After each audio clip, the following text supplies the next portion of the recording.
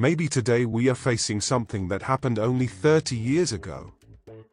The channel didn't even exist, and today you'll get to know nothing less than an excellent sports car, the DB12, or as Aston Martin likes to call it, the Sports Tourer.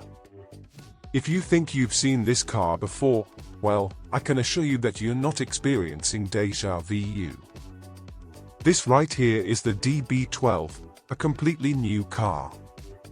Of course, at first glance, you might think it's quite inspired or bears resemblance to its predecessor, the DB11. But let me tell you, approximately 80% of this car is entirely new. Now, you might wonder why Aston Martin would make a car that looks like its previous generation. Well, other brands are also accustomed to bringing the heritage of design and visual identity to their new cars. For example, look at Bugatti. But today, it's not about that. We're here to talk about the DB12. Talking to some Aston Martin car collectors, owners of multiple models from the brand, including the classic DB4, they share how they are passionate about this design, praising its timelessness, how this visual always remains modern, even after 30 years.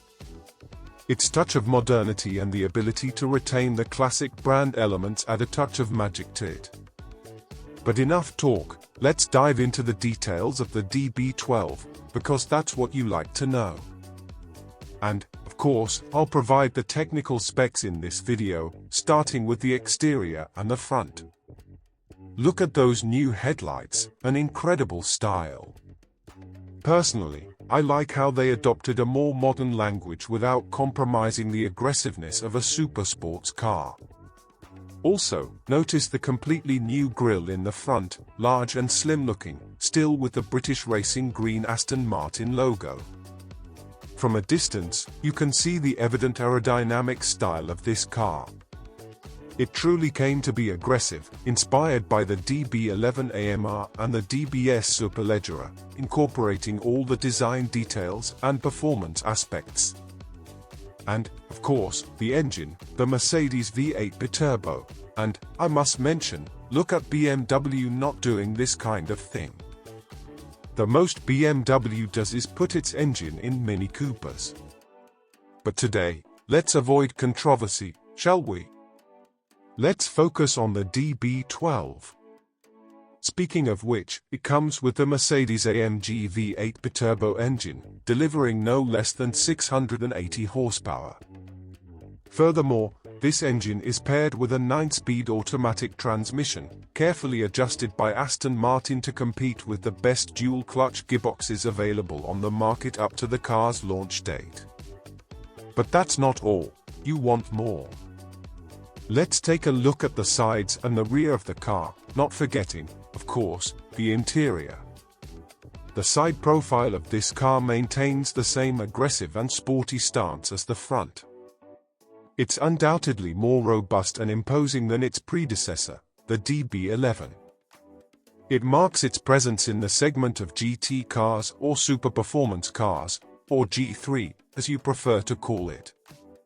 All the elements you see in this car are functional: the slits, ventilation ducts, aerodynamic profile, side skirts, everything serves a purpose. Just look at these side mirrors, they seem like works of art, designed from end to end, something no other production car has until this moment. An important detail is the tires, Michelin tires manufactured especially for Aston Martin. The composition of these tires was developed in collaboration with Aston Martin, and they are called Michelin Sport 5.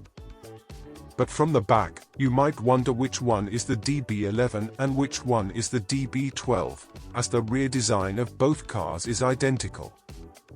When we talk about size, the DB12 is wider at the front by 4 mm and wider at the rear by 6 mm, but the design structure remains the same. Speaking of the rear, there's an aerodynamic spoiler that automatically raises at 120 km per hour and lowers when the speed is below 80 km per hour. Now, let's talk about the engine. Will we have other versions? Well, who knows?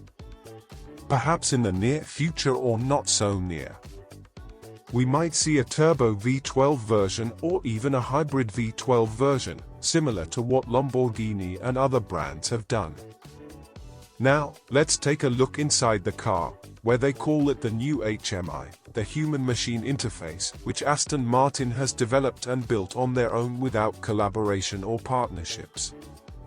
This is a significant advancement for the brand, as in their previous cars, the interior was the first point to age, not the external design.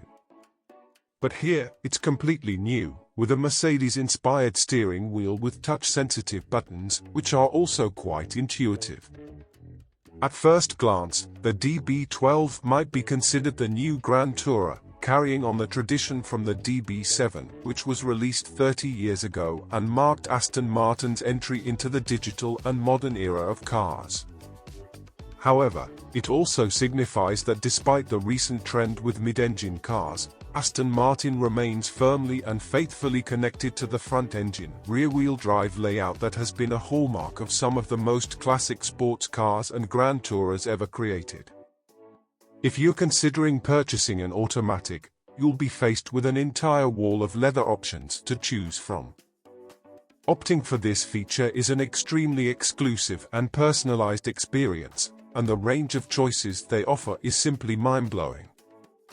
Moving back to the interior, there's a start-stop engine button, and the traditional glass buttons from Aston Martin for parking, reverse, drive, and neutral, which were previously old-fashioned gears, have been replaced by a small gearshift lever and a completely new button system operated by touch and scrolling.